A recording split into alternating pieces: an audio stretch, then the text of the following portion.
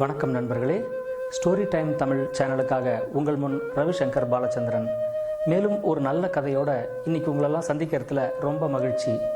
ஒவ்வொரு நாளும் நீங்கள் கேட்க போகிற புது புது கதைகளில் நல்லவங்களாக வாழறதோட முக்கியத்துவம், உழைச்சி வாழறதோட மேன்மை, மற்றவர்களுக்கு உதவுற நல்ல பண்பு, திருடக்கூடாது, பொய் சொல்லக்கூடாது, பொறாமப்படக்கூடாது, பேராசைப்படக்கூடாது, இது மாதிரி இன்னும் பல நல்ல கருத்துக்களை குழந்தைகளுக்கு கதைகள் வழியாக சொல்ல போகிறோம்.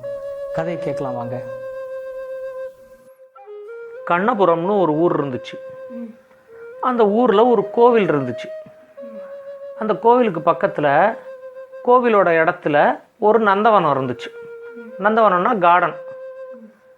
அந்த நந்தவனத்தை ஜீவான்னு ஒருத்தன் தான் பராமரிச்சுக்கிட்டு வந்தான். அந்த ஜீவா என்ன பண்ணால், அந்த நந்தவனத்து முழுக்க பூச்செடியெல்லாம் நட்டு அதுக்கு தண்ணியெல்லாம் விட்டு அந்த பூவெல்லாம் அப்படியே பூத்து குலுங்குச்சு அந்த நந்தவனம் முழுக்க. அந்த நந்தவனத்திலே ஒரு ஓரத்தில் தான் இந்த ஜீவாவோட குடிசையும் இருந்துச்சு. அந்த குடிசையில் ஜீவாவோட பொண்டாட்டி கனகாவும் இருந்தாங்க. ஜீவாவோட முழு நேர வேலையே பார்த்தா இந்த நந்தவனத்தை நல்லா பார்த்துக்கிறது தான். இவன் என்ன பண்ணால், அந்த நந்தவனத்துக்கு நடுவில் இருக்கிற இடத்துலலாம் வாழை மரத்தை நட்டோம் அப்படின்னா வாழை மரம்லாம் நல்லா வளர்ந்து பெருசாகி நிறையா வாழைப்பழம்லாம் காய்க்கும். அதெல்லாத்தையும் கொண்டு போய் நமக்கு தேவைக்கு போக மிச்சம் இருக்கிறத கூட நம்ம விற்கலாம். விற்றுட்டு வர்ற பணத்தை எடுத்து நம்ம கோவிலுக்கு கொடுத்துடலாம் அப்படின்னு சொல்லிட்டு நிறையா வாழை மரத்தை கொண்டு வந்து அந்த இடம் முழுக்க நட்டான். நட்டு முடித்து அதுக்கப்புறமா தண்ணியெல்லாம் பாய்ச்சி அதுக்கப்புறம் அந்த வாழை மரமும் ரொம்ப நல்லா வளர்ந்துச்சு. வளர்ந்து எல்லா வாழை மரத்துலேயும் பார்த்தா நிறையா தாராக வாழைப்பழம் காய்ச்சிருக்குது. வாழைக்காவாக காய்ச்சி அதுக்கப்புறம் அதை அப்படியே பழுத்து வாழைப்பழமாகிடும். அது மாதிரி ஆயிடுச்சு. இதை மாதிரி ஆனதுக்கு அப்புறம் ஒரு நாளைக்கு பார்த்தா திடீர்னு இவனோட நந்தவனத்துக்குள்ளே ஒரு குரங்கு பூந்துருச்சு. அந்த குரங்கு என்ன பண்ணுச்சு, வாழைப்பழத்தை எல்லாத்தையும் பறித்து சாப்பிட்டு ஒரு 4 பழம் தான் சாப்பிட்டுட்டு ஒரு மரத்தில் உக்காந்துருந்துச்சு. இவன் முதல்ல போய் அந்த குரங்கை நந்தவனத்தை விட்டு விரட்டி விட்டுறணும் அப்படின்னு பார்த்தான். ஒரு கம்பை எடுத்துக்கிட்டு போய் அந்த குரங்கை விரட்டுறதுக்கு பார்த்தான். அந்த குரங்கு இந்த மரத்துலேருந்து அந்த மரத்துக்கு போகுது, அந்த மரத்துலேருந்து இன்னொரு மரத்துக்கு போகுது, இப்படி தான் போயிட்டு இருந்துச்சு தவிர அந்த நந்தவனத்தை விட்டு போவே இல்லை அது. இவன் அப்போ தான் பார்த்தா அந்த குரங்கோட காலில் நல்லா அடிபட்டு இருந்துச்சு. அடிபட்டு அதுலேருந்து ரத்தம் வந்துக்கிட்டு இருந்துச்சு. ஐயோ பாவம், அந்த குரங்கு காலில் ரத்தம் வந்துகிட்டு இருக்கு, இந்த மாதிரி ஒரு குரங்கை போய் நம்ம விரட்ட பார்த்தோமே அப்படின்ட்டு என்ன பண்ணால், அந்த குரங்கை எப்படியாவது பிடிக்கணும் அப்படின்னு சொல்லி ரொம்ப கஷ்டப்பட்டு அந்த குரங்கை பிடிச்சிவிட்டான். பிடிச்சி அதை வீட்டுக்கு கொண்டாந்து அதோட காயத்துக்கெல்லாம் நல்லா கழுவி அந்த காயத்துக்கெல்லாம் மருந்தை வச்சு கட்டு போட்டு கட்டினான். அந்த குரங்கு எல்லாத்தையும் பார்த்துக்கிட்டு அப்படியே உட்காந்துருந்துச்சு. அதுக்கப்புறம் ஒரு 5-6 நாளுக்கு அந்த குரங்குக்கு இவன் வாழைப்பழம்லாம் கொண்டாந்து கொடுத்துக்கிட்டு இருந்தான். அது இருக்கிற இடத்துலையே உட்காந்து சாப்பிட்டுட்டு இருக்கும். அந்த குரங்கை நகரவே விடலை, இவன் கட்டி போட்டு வச்சுருந்தான். ஏன்னா அந்த குரங்கு நவுந்துக்கிட்டே இருந்துச்சுன்னா அந்த காயம் ஆறாது. அதனால ஒரு இடத்துல நல்லா கட்டி போட்டு வச்சுட்டு அதுக்கு வேணுங்கிற வாழைப்பழத்தெல்லாம் கொடுத்துக்கிட்டு இருந்தான். ஒரு 5-6 நாளில் அந்த காயம் கொஞ்சம் கொஞ்சமாக ஆற ஆரம்பிச்சிச்சு. காயம் நல்லா ஆறுனதுக்கப்புறம் அந்த குரங்கை அவுத்து விட்டான். இனிமேல் இது எங்கே வேணால் போய் பொழைச்சிக்கிட்டோம். ஏன்னா தாவி ஓடுற பிராணியை நம்ம கட்டி போட்டு வீட்டில் வளர்க்குறது ரொம்ப தப்பு, அது சுதந்திரமாக இருக்கணும் அப்படின்னு சொல்லிட்டு நான் உன்னை கட்டெல்லாம் அவுத்துட்டேன், நீ எங்கேயாவது போகிறதுனா போ அப்படின்ட்டான். ஆனால் அந்த குரங்கு எங்கேயும் போகல, இவன் கூடவே இருக்க ஆரம்பிச்சிருச்சு. இவன் அதுக்கு ரொம்ப பிடிச்சிருச்சு.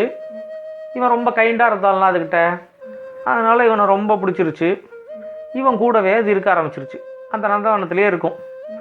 அந்த நந்தவனத்தில் வேற ஏதாவது ஆடு மாடெல்லாம் உள்ளே பூராமல் இது காவல் காக்க ஆரம்பிச்சிச்சு இந்த குரங்கு. அதுவும் கையில் ஒரு குச்சியை வச்சுட்டு மரத்துக்கிட்ட உட்காந்துருக்கும். ஏதாவது ஒரு ஆடோ மாடோ உள்ளே இந்த செடியெல்லாம் தின்ன பார்த்துச்சு அப்படின்னா அது விரட்டி விட்டுரும். அது மாதிரி இருந்தவுடனே இவனும் சரி நம்ம நந்தவனத்துக்கும் ஒரு காவலாச்சு அப்படின்னு சொல்லிவிட்டு இவன் அந்த குரங்கை அங்கேயே இருக்க வச்சிட்டான். அது மட்டும் தினைக்கும் 2-3 பழம் சாப்பிடும், நந்தவனத்தை காவல் காத்துக்கும். அப்படி இருக்கிறப்போ ஒரு நாளைக்கு அந்த கோவிலுக்கு ஒரு சாமியார் வந்திருந்தார். இந்த ஜீவாவோட பொண்டாட்டி கனகாவும் போயிட்டு அந்த சாமியாரை வணங்கி ஆசீர்வாதம் வாங்கிக்கிட்டாங்க. அப்போ இந்த குரங்கு அங்கே இருந்துச்சு. அந்த குரங்கை அவர் பார்த்துட்டு, இந்த குரங்கை யாருப்பா, இப்போ நீ தான் வளர்க்குறியா அப்படின்னாரு.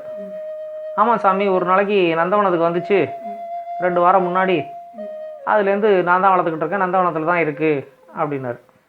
இந்த குரங்கு உங்களுக்கு தெரியுமா அப்படின்னு சொல்லி ஜீவா கேட்டான். தெரியும்ப்பா, உங்களுக்கெல்லாம் கிடைக்காத அதிர்ஷ்டம் கூட இந்த குரங்குக்கு கிடைக்க போகுது அப்படின்னாரு. இது என்னங்க இது, நமக்கு கிடைக்காத அதிர்ஷ்டம் என்ன இந்த குரங்குக்கு கிடைக்க போகுது அப்படின்னு நினச்சி ஜீவா யோசிச்சுக்கிட்டு இருந்தான். அந்த சாமியார் சொன்னார், இந்த பக்கத்தில் ஒரு மலை இருக்குல்ல, அந்த மலையில் தான் அந்த குரங்கு இருந்துகிட்டு இருந்துச்சு. அந்த மலையிலேருந்து ஒரு காட்டு ஆறு ஓடும், ஒரு ரிவர், அதில் நிறைய தண்ணி இருக்கும். அங்கே சுற்றுலாவுக்காக வர்றவங்க சில பேர் அந்த ரிவரில் குளிக்கும்போது தண்ணி அடிச்சுக்கிட்டு போயிடும். அந்த மாதிரி அடிச்சுக்கிட்டு போகும்போது இந்த குரங்கு வந்து அந்த மரத்தில் எங்கே இருந்தாலும் சரி தண்ணிக்குள்ளே குதித்து நீஞ்சி ஓடி போய் அவங்கள பிடிச்சி கரையில் கொண்டாந்து சேர்த்துரும். அது மாதிரி இது வரைக்கும் ஒரு 100-150 பேருக்கு மேலே இது காப்பாற்றி இருக்குது. இந்த குரங்கு வந்து அவ்வளோ நல்ல குரங்கு, ரொம்ப நல்ல மனசு இதுக்கு. இதை மாதிரி ஒருத்தரை காப்பாற்றும் போது தான் ஒரு 2-3 வாரத்துக்கு முன்னாடி எப்பயோ அடிபட்டுருச்சு அப்படின்னு சொன்னாங்க. ஏதோ ஒரு பாறையில் கிழிச்சிக்கிட்டு கால்லேருந்து ரொம்ப ரத்தம் வந்துருச்சு அப்படின்னு சொன்னாங்க. இது ரத்தம் வந்தால் கூட பரவாயில்லன்னு யாரோ ஒருத்தரை காப்பாற்றிருக்குது. அதுக்கப்புறமா அந்த குரங்கு அங்கே காணும் அப்படின்னு சொன்னாங்க. நான் இப்போ தான் அந்த குரங்கு இங்கே பார்க்குறேன், அதுக்கு காலில் காயம்லாம் ஆறிடுச்சா அப்படின்னு. உடனே இந்த ஜீவா சொன்னான், ஆமாம் இங்கே வரும்போது அது காலில் காயத்தோடு தான் இருந்துச்சு. நான் தான் அதில் காலில் இருக்கிற காயத்துக்கெல்லாம் மருந்தை போட்டு விட்டேன், அதுலேருந்து இந்த நந்தவனத்தை பார்த்துக்குது அதுவே அப்படின்னு சொல்லியிருந்தோம். அப்புறம் அந்த சாமியார் போயிட்டார். கொஞ்ச நாள் கழித்து ஒரு நல்ல பௌர்ணமி அன்றைக்கி ராத்திரி 12 மணிக்கு பார்த்தா இந்த குரங்கு வந்து வித்தியாசமாக அலறுது. இந்த ஜீவா என்ன பண்ணிகிட்டு இருந்தான், தூங்கிட்டு இருந்தான் வீட்டில். இந்த குரங்கு இப்படி அலறாதே, இது ஏன் அலறுது அப்படின்னு சொல்லிட்டு அங்கேருந்து வீட்டுக்குள்ளேருந்து எழுந்திரிச்சு வெளியே ஓடியாந்து பார்த்தான். பார்த்தா ஏதோ ஒரு பெரிய மிருகம் ஒன்று வந்து அவங்க நந்தவனத்துக்குள்ளே பூந்து இந்த வாழைத்தாரெல்லாம் பறித்து சாப்பிட்டுக்கிட்டு இருக்கு. அதை பார்த்த உடனே ஐயோ ஏதோ மிருகம் வந்து உள்ள பூந்து நாசம் பண்ணுதே அப்படின்ட்டு வீட்டுக்குள்ளே ஓடி போய் ஒரு பெரிய தடி எடுத்துக்கிட்டு ஓடி வந்தான். வந்து பார்த்தா அவனுக்கு ஒரே ஆச்சரியம். ஏன்னா அங்கே வந்து நின்றுக்கிட்டு சாப்பிட்டுக்கிட்டு இருந்தது ஒரு யானை. அந்த யானை வந்து சாதாரண யானை இல்லை, அப்படியே ஃபுல்லாக வெள்ளை கலரில் இருக்குது. இவன் வந்து புஸ்தகத்துலலாம் படிச்சிருக்கான், வெள்ளை கலர் யானை வந்து தேவலோகத்தோட யானை, இந்திரன் வச்சிருக்கிற யானை தான் வந்து வெள்ளையாக இருக்கும் அப்படின்னு சொல்லிட்டு. அது பேர் ஐராவதம். உடனே ஆஹா, இந்திரன் வச்சிருக்கிற யானை, தேவலோகத்து யானை வந்து நம்ம கோயில் நந்தவனத்துக்கு வந்துருக்குது, வந்து பழத்தை பறித்து சாப்பிட்டுக்கிட்டு இருக்குது. நல்ல வேளைக்கு இந்த யானையை போய் நம்ம அடிக்க போனோமே அப்படின்னு சொல்லிவிட்டு அந்த தடியை தூக்கி போட்டுட்டு ஒரு பெரிய வாழைத்தாரை எடுத்துக்கிட்டு அந்த நேரம் அந்த யானைக்கிட்ட போனான். ஐராவதம், உன்னை பார்த்தாலே வந்து பாவம்லாம் போயிடும்னு சொல்லியிருக்காங்க. இன்றைக்கி வந்து நீ வந்து எங்களோட கோவில் நந்தவனத்தோட இதுக்கு வந்திருக்க, இந்த வாழைப்பழத்தை சாப்பிடு அப்படின்னு சொல்லிட்டு ஒரு வாழைத்தார் ஃபுல்லாக அதுக்கிட்ட கொடுத்தான். அது வந்து இவன் கொடுத்ததை பார்த்தோன்னே அதுக்கும் ரொம்ப சந்தோஷமாயிடுச்சு. அந்த வாழைத்தாரை நல்லா சாப்பிட்டுச்சு. சாப்பிட்டு முடிச்சுட்டு இவன்கிட்ட இந்த மாதிரி உன்னோட அன்பு வந்து எனக்கு ரொம்ப பிடிச்சிது, உனக்கு எதாவது வேணும்னா கேளு நான் தரேன் அப்படின்னு சொல்லி அந்த ஐராவதம் சொல்லிச்சு. சொன்ன உடனே இந்த ஜீவா கேட்டான், எனக்கு என்ன வேணும், எனக்கு ஒன்றும் வேண்டாம், இங்கே இருக்கிறது எல்லாமே எங்களுக்கு போகிறோம், நான் வந்து இந்த உடம்போட தேவலோகத்துக்கு போகணுன்னு ஆசைப்பட்றேன், அதுக்கு மட்டும் நீ எனக்கு உதவி பண்ணு அப்படின்னு சொல்லிச்சு. அப்படின்னு ஜீவா சொன்னான் அதுக்கிட்ட. சொன்ன உடனே அந்த ஐராவதம் வந்து சரி, தேவலோகத்தில் வந்து யாரும் மனுஷ உடம்போட போக மாட்டாங்க, எல்லோரும் செத்து போனதுக்கப்புறம் தான் தேவலோகத்துக்கு போவாங்க. ஆனால் வந்து நீ வந்து ரொம்ப என்கிட்ட அன்பாக நடந்துக்கிட்ட, எனக்கு பழமெல்லாம் கொடுத்த, அதனால் நான் வந்து உன்னை இந்த மனுஷ உடம்போட தேவலோகத்துக்கு கூப்பிட்டு போகிறேன் அப்படின்னு சொல்லிட்டு அந்த யானை சொல்லிச்சு. உடனே இந்த ஜீவா சொன்னால், என்னோட பொண்டாட்டி இருக்காங்க வீட்டில், அதேமாரி இது நான் வளர்க்குற குரங்கு, இந்த குரங்கு மேலே ரொம்ப பாசம் வச்சுட்டேன், அதனால் தேவலோகத்துக்கு என்ன கூப்பிட்டு போகும்போது என்னோட பொண்டாட்டியும் இந்த குரங்கையும் கூட கூப்பிட்டு போகணும் அப்படின்னு சொன்னான். இவங்களெல்லாம் எப்படி கூப்பிட்டு போக முடியும் அப்படின்னு சொல்லி அந்த யானை கேட்டுச்சு. உடனே இவன் சொன்னால், சரி நீ அடுத்த பௌர்ணமி அன்னைக்கு நீங்கள் வா, வரும்போது நீ வந்து என்னை தேவலோகத்துக்கு கூப்பிட்டு போகிறதுக்காக நான் வந்து உன்னோட வாழை நல்லா பிடிச்சிக்கிறேன், நீ வந்து என்னை தூக்கிட்டு போ மேலே, என்னோடய தோளில் வந்து இந்த குரங்கு உட்காந்துருக்கும், என்னோடய காலை பிடிச்சிக்கிட்டு என்னோட பொண்டாட்டி வந்து தொங்குவாங்க, அப்படியே 3 பேரும் தேவலோகத்துக்கு போயிடலாம் அப்படின்னு சொல்லி இந்த ஜீவா வந்து ஒரு ஐடியா சொன்னான். உடனே சரி அப்படின்ட்டுருச்சு அந்த யானை. தேவலோகத்துக்கு வந்து ரொம்ப பேரை கூப்பிட்டு போகக்கூடாதுப்பா, அதனால் வந்து நீ வேறு யார்கிட்டையும் சொல்லாத, அடுத்த பௌர்ணமி அன்னைக்கு ராத்திரி 12 மணிக்கு வரேன், அவங்க 3 பேரையும் நான் வந்து தேவலோகத்தில் கொண்டு விட்டு நான் அப்படியே போய்ட்றேன் அப்படின்னுச்சு. இவனும் சரின்ட்டான். அந்த யானை அங்கேருந்து போயிடுச்சு. அதுக்கப்புறம் இவன் வந்து வீட்டில் வந்து தூங்கிட்டு இருக்கிறவனோட பொண்டாட்டியை எழுப்பி சொன்னான் நடந்ததெல்லாம். சொன்ன உடனே அவன் பொண்டாட்டி வந்து, என்னங்க தூக்கத்தில் ஏதாவது கனவு கண்டிங்களா வெள்ளை கலர் யானையெல்லாம் கிடையவே கிடையாது இங்கே. நானும் பார்த்ததே இல்லை இது வரைக்கும் வெள்ளை கலர் யானையை. வெள்ளை கலர் யானை வந்துச்சா நம்மளை தேவலோகத்துக்கு கொண்டு கொடுத்தோம், அதெல்லாம் ஒன்றும் கிடையாதுங்க, நீங்கள் வந்து ஏதோ கனவு கண்டிருக்கீங்க, வளர்றீங்க அப்படின்னா. இல்லை இல்லை நிஜமாவே தான், நீ வேணால் தோட்டத்தில் வந்து பாரு, அந்த யானை வந்து மிதிச்ச இடமெல்லாம் வந்து நல்லா தெரியும் அப்படின்னு. உடனே அவங்களும் தோட்டத்தில் வந்து பார்த்தாங்க. பார்த்தா யானை வந்துட்டு போயிருக்கிறதுக்கான தடமெல்லாம் தெரிஞ்சிச்சு, யானையோட கால் தடம்லாம் தெரிஞ்சிச்சு. ஒரு 2-3 இதில் வாழைத்தாரை காணோம். அதெல்லாம் பார்த்த உடனே சரி நிஜமாவே யானை வந்திருக்கு போல இருக்கு அப்படின்னு நினச்சிக்கிட்டு இவங்க சொன்னாங்க, இது மாதிரி அப்போ நம்ம தேவலோகம் போகிறோமா அப்படின்னு. ஆமாம், நான் நீ இந்த குரங்கு 3 பேரும் தான் தேவலோகம் போகிறோம். அதனால் தயவு செஞ்சு நீ வந்து வேறு யார்கிட்டையும் போய் இதை சொல்லாத, நமக்குள்ளே இருக்கட்டும், அடுத்த பௌர்ணமி இன்னைக்கு நம்ம தேவலோகம் போகிறோம் அப்படின்னு சொல்லி இந்த ஜீவா சொல்லிட்டான். உடனே அவனோட பொண்டாட்டி கேட்டாங்க, ஏங்க நம்ம தேவலோகம் போகும்போது எங்கள் அம்மாவையும் என் தங்கச்சியும் கூட கூப்பிட்டு போகலாம் அப்படின்னு சொன்னான். உடனே அதெல்லாம் இல்லை, அவங்கெல்லாம் வேண்டாம், நான் வந்து யானை முதல்ல என்னை மட்டும்தான் கூப்பிட்டு போகிறேன்னுச்சு, நான் போனால் போகுதுன்னு உனக்கும் குரங்குக்கும் சேர்த்து வாங்கியிருக்கேன், அதனால் வேறு யாரும் கிடையாது, நீ யார்கிட்டையும் போய் சொல்லிகிட்டு இருக்காத அப்படின்னு சொல்லிவிட்டு இந்த ஜீவா வந்து அதோட அந்த டாப்பிக்கை முடிச்சிட்டான். ஆனால் இந்த ஜீவாவோட பொண்டாட்டிக்கு பார்த்தா அந்த ரகசியத்தை வந்து வெளியே சொல்லாமல் இருக்கவே முடியல. எப்படி சொல்கிறதுன்னு தெரில, அந்த ரகசியத்தை அவளால் காப்பாற்றவே முடியல. அடுத்த நாளைக்கு என்ன பண்ணா, நேராக அவங்க அம்மாவை பார்க்குறதுக்கு போனான். போன உடனே அவங்க அம்மா வந்து, வா கனகா வா, அப்படி உட்காரு வா, என்ன சாப்பிட்ற சொல்லு அப்படின்னு சொல்லி நல்லா அன்பாக உபசரித்தாங்க. உடனே எங்கே இவ்வளோ தூரம் வந்திருக்க அப்படின்னு கேட்டாங்க. ஆமாம் அம்மா, உங்களையும் தங்கச்சியும் பார்க்கலான்னு தோணுச்சு, அதுதான் வந்தேன், அடுத்த பௌர்ணமிக்கு மேலே உங்களை பார்க்க முடியுமோ முடியாதோ தெரியலையே அப்படின்னு சொன்னான். ஏன் அடுத்த பௌர்ணமிக்கு மேலே என்ன, இங்கே தானே இருக்க அப்படின்னா. இல்லை இல்லை, அதை யார்கிட்டையும் சொல்ல வேண்டாம்னு சொல்லி எங்கள் வீட்டுக்காரர் சொல்லியிருக்காரு, அடுத்த பௌர்ணமிக்கு அப்புறம் நாங்கள்லாம் இங்கே இருக்க மாட்டோம், நாங்கள் கிளம்பிடுவோம் அப்படிங்கிற மாதிரி சொன்னோம். உடனே அவங்க அம்மாவுக்கு இன்னும் ரொம்ப ஆர்வம் அதிகமாகிடுச்சு. எங்கே போக போகிறீங்க என்ன ஏதுன்னு கேட்டாங்க. சரி நான் சொல்கிறேன், நீங்கள் யார்கிட்டையும் சொல்லாதீங்க அப்படின்னு சொல்லிவிட்டு இந்த வெள்ளை யானை வந்தது, இவங்கெல்லாம் தேவலோகம் போகிறது, இது எல்லாத்தையும் சொன்னாங்க. சொன்ன உடனே தேவலோகம் போகிறீங்களா, ஐயோ இது மாதிரி வந்து நானும் வந்து பார்த்தா எனக்கும் தேவலோகம் போகணுன்னு தான் ரொம்ப ஆசை, செத்து போனதுக்கப்புறம் சொர்க்கம் போகணும் அப்படின்னு தான் நினச்சிக்கிட்டு இருக்கேன், சொர்க்கங்கிறது தேவலோகம் எல்லாம் ஒன்று தானே, நீ போகிறத என்னையும் கூட்டிகிட்டு போ, நானும் வரேன் அப்படின்னு சொன்னாங்க.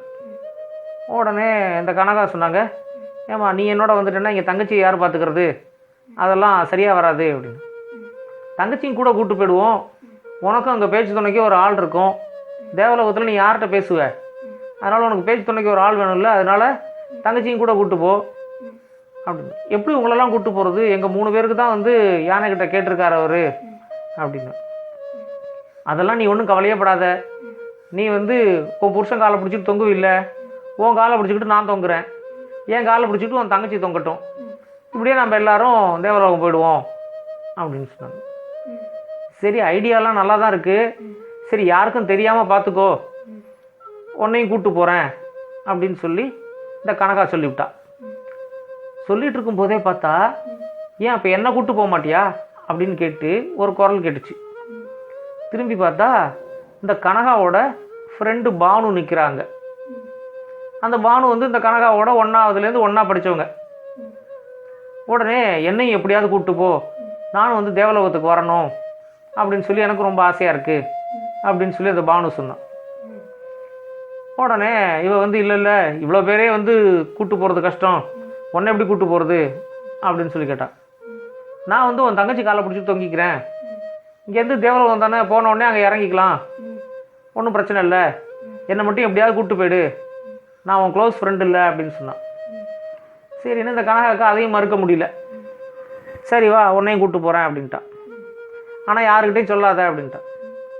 ஆனால் அந்த பானு சும்மா இல்லை, நேராக அவங்க தெரிஞ்சவங்க அறிஞ்சவங்க அத்தனை பேர்ட்டையும் போய் சொல்லி விட்டா, நான் தேவலோகம் போகிறேன் அப்படின்ட்டு. உடனே எல்லாரும் வந்து என்னையும் கூப்பிட்டு போன்னு சொன்ன உடனே சரி அப்படின்னு சொல்லி யாரெல்லாம் வரேன்னு சொல்கிறாங்களோ அவங்களெல்லாம் ஓகே, நீ வந்து இவங்க காலை பிடிச்சி தூங்கிக்கோ, நீ அவங்க வந்து காலை பிடிச்சி தூங்கிக்கோ அப்படின்னு சொல்லி எல்லாரையும் அரேஞ்ச் பண்ணிட்டா. இதெல்லாம் வந்து இந்த கனகா கூட தெரியாது. உடனே அடுத்த பௌர்ணமி வந்துச்சு. அதுக்குள்ளே வந்த உடனே ஜீவா வந்து சரி இன்றைக்கி நம்ம வந்து தேவலோகம் போகிறோம், ரெடியாரு அப்படின்னு சொல்லிவிட்டு வீட்டில் நல்லா எல்லாத்தையும் ஒழிச்சு கிழிச்சு ரெடி பண்ணி வச்சு தேவலோகம் போகிறதுக்காக கிளம்புனார். கிளம்பும்போது பார்த்தா ராத்திரி 12 மணி. சொன்ன மாதிரி அந்த யானையும் வந்துருச்சு. அந்த யானை வர்றதுக்கு முன்னாடியே ஊரில் இருக்கிற பாதி பேர் வந்து இவங்க வீட்டுக்கு வந்துட்டாங்க, நந்தவனத்துக்கு. அவங்களெல்லாம் பார்த்த உடனேயே இந்த ஜீவா வந்து இவங்கெல்லாம் ஏன் வந்திருக்காங்க இங்கே அப்படின்னு கனகா கிட்ட கேட்டார். நீ எதையா உளறி கிளறி விட்டியா? எத்தனை பேர் வந்திருக்காங்க இங்கே? இவங்களுக்குலாம் நம்ம தேவலோகம் போகிறது எப்படி தெரியும்? இன்றைக்கி எதுக்காக வந்திருக்காங்க அப்படின்ட்டு. இல்லைங்க, நம்ம தேவலோகம் போயிட்டோம் அப்படின்னா இவங்களெல்லாம் அப்புறம் பார்க்க முடியாது இல்லை, அதனால நம்மளை வழி அனுப்புறதுக்காக வந்திருக்காங்க, நீங்கள் ஒன்றும் கவலைப்படாதீங்க அப்படின்னு சொல்லிட்டா. சரி, நம்மளை வழி அனுப்புறதுக்காக வந்திருக்காங்க போல இருக்கு அப்படின்னு நினச்சி இந்த ஜீவாவும் ஒன்றும் சொல்ல அப்படியே விட்டான். இது பார்த்தா ராத்திரி 12 மணிக்கு அந்த வெள்ளை யானை வந்துருச்சுங்க ஐராவதம். வந்த உடனே இந்த ஜீவா கிட்ட வந்து, என்னப்பா உங்கள் 3 பேர் தானே கூப்பிட்டு போகிறேன்னு சொன்னேன், இங்கே என்ன ஒரு பெரிய ஊரே நிற்குது அப்படின்னுச்சு.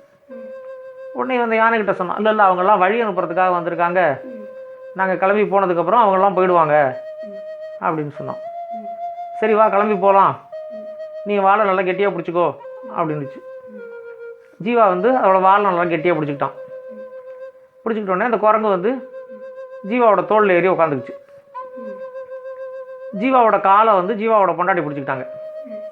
இந்த யானை கிளம்புற நேரத்துக்கு பார்த்தா இந்த கனகாவோட அம்மா என்ன பண்ணாங்க, டபக்குன்னு கனகாவோட காலை பிடிச்சிக்கிட்டாங்க. கனகாவோட தங்கச்சி என்ன பண்ணுச்சு, அவங்க அம்மா காலை பிடிச்சிக்கிட்டாங்க. அந்த பானு என்ன பண்ணுச்சு, கனகாவோட தங்கச்சி காலை பிடிச்சிக்கிச்சு. இதை மாதிரி ஒருத்தர் காலை ஒருத்தர், ஒருத்தர் காலை ஒருத்தர்னு சொல்லி எல்லாரும் பிடிச்சிக்கிட்டாங்க. பிடிச்சிக்கிட்டா யானை மேலே பறந்து போயிட்டுருக்கு. கீழே பார்த்தா ஒரு 150 பேர் தொங்குறாங்க. அந்த பக்கம் உடனே எல்லாருக்கும் மேலே இருக்கிற ஜீவாவுக்கு வந்து வெயிட்டு தாங்கலை. ஐயோ என்ன கனகா இப்படி பண்ணி விட்டேன், எல்லாரும் என் காலை பிடிச்சி தொங்குறீங்க, இவ்வளோ வெயிட்டை தூக்கிட்டு நான் எப்படி பறக்கிறது, என் கையெல்லாம் ரொம்ப வலிக்குது அப்படின்னு சொல்லிட்டு இருந்தான். யானை அது மாட்டுக்கும் போயிட்டே இருக்கு. அதுக்குள்ள இந்த கனகாவோட அம்மா கேட்டாங்க, கனகா தேவலோகம் இங்கேருந்து எவ்வளோ தூரம் இருக்குதுன்னு சொல்லி உங்கள் புருஷர்கிட்ட கேட்டு சொல்லு அப்படின்னாங்க. உடனே கனகா தொங்கிக்கிட்டு, எங்கள் தேவலோகம் இங்கேருந்து எவ்வளோ தூரம் இருக்குன்னு எங்கள் அம்மா கேட்குறாங்க அப்படின்னு. நான் என்ன முன்ன பின்ன தேவலோகத்துக்காக போயிட்டு வந்துக்கிட்டு இருக்கேன், எனக்கும் அது தெரியாது, சும்மா சத்தம் போடாமல் தொங்கிக்கிட்டுரு, அதை யானை போய் தேவலோகத்தில் சேர்ந்த உடனே நம்மளாம் இறக்கி விடும் அப்படின்னு சொன்னோம். உடனே இந்த கனகா கேட்டாங்க, ஏங்க தேவலோகத்தில் புடவை கடை இருக்கா அப்படின்னு கேட்டேன். ஆமாம் ரொம்ப முக்கியம் உனக்கு, இந்த இங்கே வாங்கின புடவையெல்லாம் பத்தாதா, தேவலோகத்துக்கு போனோடனே உனக்கு புடவை தான் போய் வாங்கணுமா அப்படின்னு கேட்டான். இல்லைங்க நான் மாற்று புடவை கூட எடுத்துகிட்டு வரல, நாளைக்கு தேவலோகத்தில் போய் குளிச்சுட்டு கட்டிக்கிறதுக்கு ஒரு புடவை வேணும்ல, அதனால் அங்கே ஏதாவது ஒரு கடையில் வாங்கிக்கலான்னு பார்த்தேன் அப்படின்னு சொன்னாங்க. உடனே அந்த கனகாவோட அம்மா வந்து, ஏன் மாப்பிள்ள தேவலோகத்தில் முட்டை கிடைக்குமா அப்படின்னாங்க. முட்டையா அப்படின்னு கேட்டான். உடனே ஆமாம், இந்த மாதிரி கனகாவோட தங்கச்சிக்கு வந்து முட்டையெல்லாம் கொடுத்து உடம்பை தேர்த்துன்னு சொல்லி வைத்தியர் சொல்லியிருக்காரு, அதனால் தினைக்கும் ஒரு முட்டை கொடுக்கலான்னு தான் இருந்தேன், இப்போ திடீர்னு தேவலோகத்துக்கு போகிற மாதிரி ஆச்சு, தேவலோகத்தில் முட்டையெல்லாம் கிடைக்குமா அப்படி தெரியாதுங்க அப்படின்னு சொல்லி ஜீவா சொல்கிறான். உடனே அந்த கனகாவோட அம்மா சொன்னாங்க, இங்கே இருக்கிற முட்டையே இவ்வளோ பெருசு இருக்கே, தேவலோகத்தில் இருக்கிற முட்டை எவ்வளோ பெருசு இருக்கும் அப்படின்னு கேட்டான். உடனே அந்த ஜீவா வந்து இவ்வளோ பெருசு இருக்கும் அப்படின்னு சொல்லிட்டு ஒரு பூஷணிக்கு அளவு இருக்குன்னு சொல்லி இப்படி கையை அப்படி காமிச்சான். அவ்வளோதான், யானோட வாழை விட்டான். விட்ட உடனே இவங்கெல்லாம் அங்கேருந்து மேலே வந்து கீழே விழுறாங்க. ஆனால் அந்த குரங்கு இருந்துச்சு பாரு, அது என்ன பண்ணுச்சு, இவன் யானையோட வாழை விட்ட உடனே இவன் தோல்லேருந்து டபக்குன்னு இது ஒரே தாவா தாவி யானையோட வாழை பிடிச்சிக்கிட்டு தொங்க ஆரம்பிச்சிருச்சு. யானை அது மாட்டுக்கும் போயிட்டுருக்கு. இந்த கீழே இருந்த 150 பேரும் அந்த பக்கம் தடாருன்னு வந்து அந்த காட்டாத்தில் வந்து விழுந்தாங்க. விழுந்து எல்லாருக்கும் நல்ல செம அடி. எல்லாம் ஐயோ அம்மான்னு கத்திக்கிட்டு ஒன்று ஒன்றா நீஞ்சி கரையேறிச்சுங்க. ஆனால் அந்த குரங்கு இருக்கு பாரு, அது வந்து யானையோட வாழை பிடிச்சிக்கிட்டு நேராக தேவலோகத்துக்கு போய் இறங்கிருச்சு. அந்த ஆற்றுலேருந்து கரை ஏறினதுக்கு அப்புறமா இந்த ஜீவா சொன்னான், அன்றைக்கே இந்த சாமியார் சொன்னார் உங்களுக்கெல்லாம் கிடைக்காத அதிர்ஷ்டம் அந்த குரங்குக்கு கிடைக்க போகுதுன்னு, அது வந்து அவ்வளோ நல்ல செயல்கள் பண்ணியிருக்கு, அந்த காட்டாத்தில் வந்து விழுந்த நிறையா பேரை காப்பாற்றிருக்கு, அதனால் அதுக்கு மட்டும் தேவலோகம் கிடச்சிருக்குது அப்படின்னு சொல்லிட்டு எல்லாரும் அந்த ரிவர்லேருந்து நீஞ்சி நீஞ்சி கரை ஏறிக்கிட்டு அவங்க வீட்டுக்கு போய் சேர்ந்தாங்க. நல்லா இருந்துச்சு அந்த கதை. இந்த கதை உங்களுக்கு பிடிச்சிருந்தா லைக் பண்ணுங்கள், கமெண்ட் பண்ணுங்கள், ஷேர் பண்ணுங்கள். முக்கியமாக மறக்காமல் சேனலை சப்ஸ்கிரைப் பண்ணுங்கள். உங்களுக்காக, உங்கள் குழந்தைங்களுக்காக இன்னும் இது போல் நிறைய நல்ல நல்ல கதைகள் வந்துக்கிட்டே இருக்குது. ஸ்டோரி டைம் தமிழ் சேனலோட தொடர்பில் இருங்க. நன்றி, வணக்கம்.